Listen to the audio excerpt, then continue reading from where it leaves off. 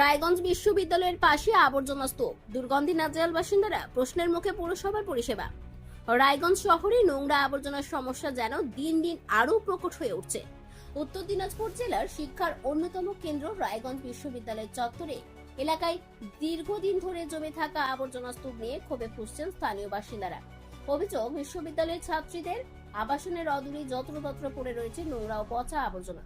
দুর্গন্ধ এতটাই তীব্র যে এই রাস্তা দিয়ে যাতায়াতের সময় অনেককে নাকের রুমাল চেপে চলাচল করতে দেখা যায়। ঘটনাটি রায়গঞ্জ পৌরসভার 24 নম্বর ওয়ার্ড এলাকার। স্থানীয়দের দাবি, এলাকায় বহু বসত বাড়ি রয়েছে, পাশাপাশি বিশিষ্ট চিকিৎসকদের বাড়িও রয়েছে, অথচ দীর্ঘদিন ধরে আবর্জনা পরিষ্কারের কোনো স্থায়ী ব্যবস্থা দেখা যাচ্ছে না।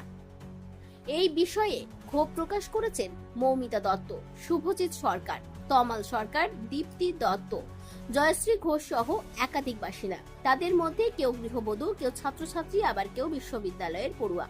বাসিন্দাদের বক্তব্য, এলাকায় একটি ডাস্টবিন থাকলেও অধিকাংশ মানুষ আবর্জনা নির্দিষ্ট স্থানে না ফেলে ডাস্টবিনের বাইরেই ফেলছেন, ফলে চারপাশে নোংরা ছড়িয়ে পড়ছে। অন্যদিকে পৌরসভার তরফে নিয়মিত পরিষ্কার পরিচ্ছন্নতার কাজ হয় কিনা তা নিয়েও প্রশ্ন তুলছেন স্থানীয়রা। তাদের অভিযোগ, এই সমস্যা নতুন নয়। রায়গঞ্জ শহরের বিভিন্ন এলাকায় একইভাবে আবর্জনা স্তূপ দেখা যায়। এর ফলে ডেঙ্গু, ম্যালেরিয়া সহ বিভিন্ন সংক্রামক রোগ ছড়িয়ে পড়ার আশঙ্কা বাড়ছে বলে মনে করছেন সাধারণ মানুষরা। স্থানীয়দের একটাই দাবি, প্রশাসন ও পৌর কর্তৃপক্ষ দ্রুত বিষয়টি গুরুত্ব সহকারে দেখুক এবং নিয়মিত পরিষ্কার পরিচ্ছন্নতার ব্যবস্থা নিশ্চিত করুক। এখন দেখার, নাগরিকদের এই দীর্ঘদিনের অভিযোগের পরিপ্রেক্ষিতে সংশ্লিষ্ট কর্তৃপক্ষ কি পদক্ষেপ গ্রহণ করে। আমার নাম তমাল সরকার। একদম কলেজের প্রাচীরের পাশে এই যে নোংরা আবর্জনা দীর্ঘদিন থেকে, বিষয়টা কেমন চোখে দেখছে?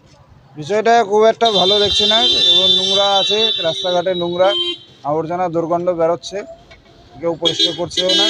আর ওই এখানে ডাস্টবিনটাও রাখা আছে, যার যার মতো রাস্তা নোংরা যা আছে সব ওই ডাস্টবিনের পাশেই সব ফেলে, কেউ ডাস্টবিনে ঠিক মতো ফেলায় না। আমার নাম জয়শ্রী ঘোষ। এখানে গন্ধ হচ্ছে খুব, আমরা থাকতে পারছি না, দাঁড়াতে পারছি না, বসতে পারছি না, দরজায় জানলা খুলতে পারছি না, খুবই অসুবিধা, পচা গন্ধ।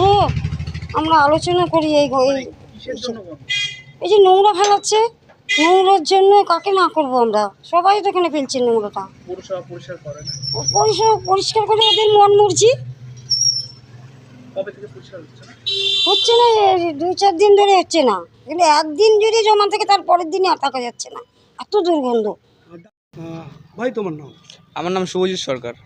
কি করো? আমি রায়গঞ্জ বিশ্ববিদ্যালয়ে বিএ অনার্স, সোশ্যোলজি অনার্স নিয়ে পড়তেছি। এই যে তোমাদের কলেজের গেটের পাশে এই যে নোংরা আবর্জনা, এই বিষয়টা কেমন চোখে দেখছে?